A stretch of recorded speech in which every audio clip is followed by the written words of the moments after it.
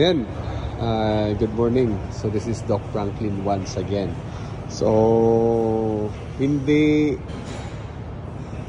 lahat ng araw dito sa Cummins ay napaka-busy. So kumbaga hindi laging piyesta. So sa ngayon talagang we're waiting for approval sa mga lahat ng aming ginagawa. So dito, yung isa dito ay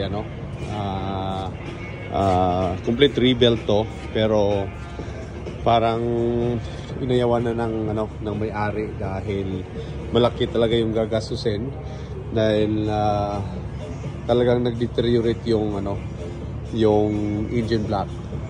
Kaya napag-decide na hindi na gagalawin at talagang siguro itatapon na lang nila, or kung makakuha sila ng bagong makina na rebuild ay isasalpak na lang. Pero so far talagang wala talaga kaming ginagawa ngayon. Talagang as in wala, talagang hindi kami busy ngayon. So maraming mga nakaantabay ng mga trabaho, pero ito wala tong it's a complete rebuild din dahil may problema yung kanyang liners. So nag-antay pa rin ng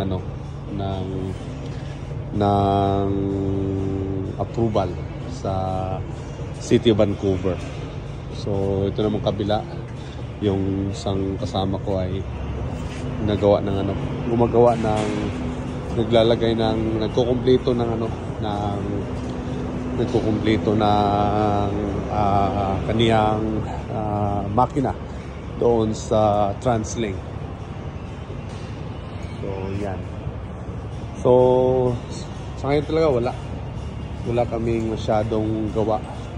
So siguro the whole day na naman to walang gagawin. So yan, kompleto na niya yung yan.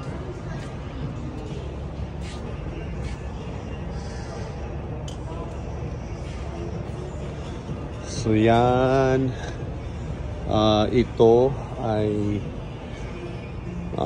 subject for rebuild din dahil lakas ng langis at may oil consumption din. So subject for rebuild to makinan to. Yan, tingnan mo naman yung kanilang mga dito, mga toolbox, ang lalaki. Yeah. So sa paglakihan yung mga toolbox dito. Ito naman City Vancouver din. So in-inspection ko ito, may mga repairs, pero talagang ratin yung kaniyang after treatment. So ayan, papalitan to lahat ng mga after treatment dito. So pagka dito ka sa Cummins talaga, ihanda mo yung sarili mo na maging flexible ka sa trabaho.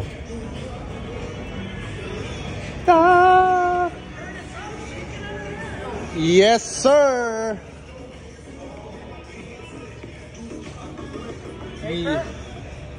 So ito Whistler bus, YBR bus din.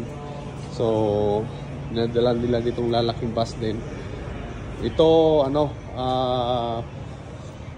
nahaluan ang fuel ng nahaluan ang DEF ng diesel. So pagka gano'n ang problema ay palit ng fuel pump, high pressure line, lahat ng fuel system palitan dahil nakontaminate niya yung DEF, kasi pagka nahalo sa fuel, sa diesel ay talagang lunchtime. It's lunchtime. 5 minutes more. Lunchtime. It's lunch time. So ito yung aking workstation. Pagka wala akong trabaho, yan dito lang.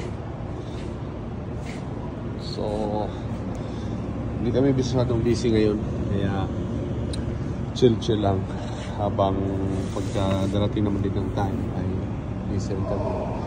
So lang. So ganoon talaga. Hindi laging fiesta dito sa Tamis.